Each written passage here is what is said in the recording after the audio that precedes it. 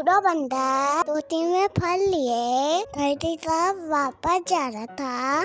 फिर रास्ते में उसे नितम माँ बंदर मिल दिया। वाह भाई वाह, बड़ी अच्छी अच्छी खुशबू वाले ताजा ताजा फल जमा किए हुए हैं आपने तो। ये तो बारिश से ही इतने अच्छे मालूम हो रहे हैं, अंदर से इनका जायका कैसा शानदार होगा। नितम में बंदर ने फलों की टोकरी तो लहचाई नजरों से देखते हुए था। अरे भाई, बारिशों के बाद तो जंगल में हर तरफ फल फ्रूट ताज़ा हैं। सारे जानवर आजकल इन्हें खा रहे हैं और जान बना रहे हैं, लेकिन तुम्हें इतनी हैरत क्यों हो रही है? तुम इतने कमजोर क्यों हो रहे हो? पूरे बंदर ने था। तुम्हारे सवाल का जवाब इसमें है। तम ने बंदर ने अपनी टोकरी से पत्ते हटाते हुए था। अरे ये क्या, तुम्हारे पास सारे फल खराब हो गए और सड़े हुए हैं। इनमें से कोई भी ताज़ा नहीं है, इसकी क्या वजह है? पूरे बंदर ने हैरत से सवाल किया।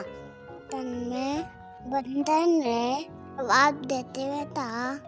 दरअसल मैंने दरख्तों पर चढ़ना छोड़ दिया है। ऊपर चढ़कर मैं खुद को तकलीफ में नहीं डालता। फिर ये सब तुम कहाँ से जमा करते हो? बूढ़े बंदर ने पूछा। तन्मय बंदर ने कहा, दूसरे जानवरों से जो गिर जाते हैं या जिन्हें वो आधा खाकर छोड़ देते हैं, उन्हें उठा लेता हूँ या किसी से मांग कर खा लेता हूँ। इस तरह मेरा काम हो जाता है। अच्छा, तो तुमने मेहनत करना छोड़ दी है और भिखारी बन गए हो, जो खराब और दूसरों के बचे कुचे फेंके हुए फल खा रहे हो। बूढ़े बंदर ने अफसोस से कहा। मेरे भाई, दरअसल मुझसे मेहनत नहीं होती।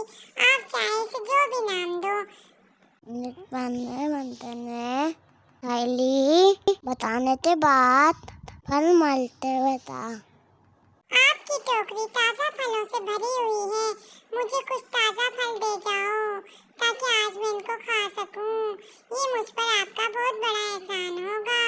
अगर आज मैं तुम्हें मांगने पर दे दूं तो मेरा ये एहसान नहीं बल्कि जुल्म होगा और तुम्हारी मांगने की आदत पक्की हो जाएगी और मेहनत से तुम्हें मौत आने लगेगी। तुम्हें चाहिए मेहनत करो और दूसरों से मांगना छोड़ दो।